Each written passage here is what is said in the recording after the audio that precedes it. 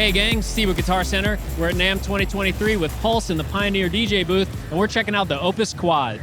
So this is our new top-of-the-line all-in-one unit. This is a standalone player or a controller for software, but it is taking that black rectangle and sort of throwing the boutique curve on it, because we've got, as you can see, some beautiful lines on this, and it looks like nothing we've had before, with 3 gorgeous displays, the 10.1-inch touchscreen in the top, 4 channels of playback, and 2 jogs with beautiful illumination that help you know what you're doing at all times. I can't stop looking at this thing because I want to keep feeling the front of it with that curved aluminum front and the gorgeous copper accents on all the knobs. It's really a beautiful piece, and I really enjoy playing on it. Yeah, my reaction initially was like, it looks like a spaceship that's sort of just cruising through the galaxy. What prompted this type of design choice? Well, we wanted to do something that was a little bit more out there because we figured this is a top shelf product. It's got to have a real, appeal for the guys who are doing high-end events, whether it's a mobile DJ or somebody who's in, the lobby at the W Hotel. They want to have a really premium look, and we think that this delivers on that. All right, and so now in terms of the workflow, it's going to be something that everybody's pretty familiar with. No real changes there? There's only a small change. So the first time you prepare your music in Rekordbox to play on this, you might need to convert your device library. And that's one of those little tricks that some people might have said, oh, hey, I've got my USB drive, I'm playing my CDJs. Why isn't it working on my OPUS-QUAD? It's that one step. Eventually we'll get to the point where it's unified and it'll convert automatically. But for right now, convert your library, and then you'll be able to do it as one-click kind of thing, prepare it for the OPUS-QUAD, and you can play the same as you do with your songs in a CDJ.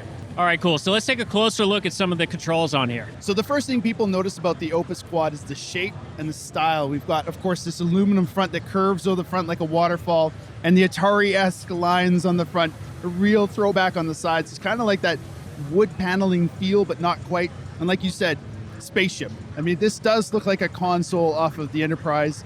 With the large 10.1-inch touch display that gives you not only the ability to quickly navigate the songs in your Rekordbox collection with grace and ease, because a new CPU in this unit, you can browse your massive libraries at so much faster than you could before. So it's really intuitive to navigate through, whether you're using a flick or using this gorgeous joystick on the side here with this copper accent to navigate and dial through your collection. But the additional screens that we have above each of the players offer you additional information for the player status, the position of the song. You've got the tempo, the loop, the beat values for your beat jump, as well as the artwork. So you can always see what's happening there. Even if you're busy browsing through your collection, you know what's happening on your players. But because this is 4 decks, not only do we have this information that ready for you to be browsing and looking at, but when you change over to another deck, colors help you identify which deck is which. You can customize these colors so you have any combination you want. And of course, with all of this, you've got the beautiful jog with a nice new finish on the edge. You've got these beautiful copper accented sound effects, color effects knobs here, and the beat loop you can adjust and press. So unlike a traditional CDJ, which has in and out buttons, you still have those, but we've got a new knob to be able to do your looping. So a very CDJ type feel in an XDJ style controller known as the OPUS-QUAD. So in addition to having XLR outputs, we also have a zone XLR out, which allows you to send either the master or channel 3 and 4 independently, as well as assign the microphone. So you have a separate output that you could, say, have out in a cocktail lounge when you're playing in the main room to have a separate audio source. So the OPUS-QUAD has a DJM style beat effects section, but you no longer have a list of effects around the knob. Now if you turn the knob, you see it pops up on screen with the different effects you have available.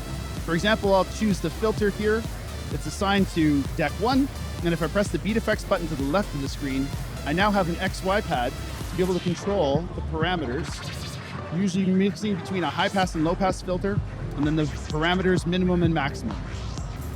And if you wanted to save one of those as your favorites, you tap the bank button, and now you can quickly recall one of your favorite effects. For example, go back to the delay, and I can easily adjust the parameters of that effect.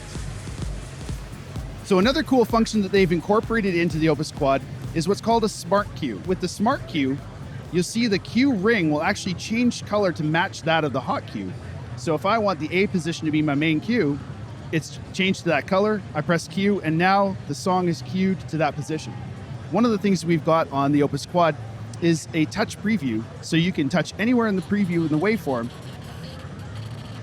and you can hear it coming out in the headphones. And you can do this by pressing to the left to hear from the start of the track, or to the right to hear from the midpoint of the track.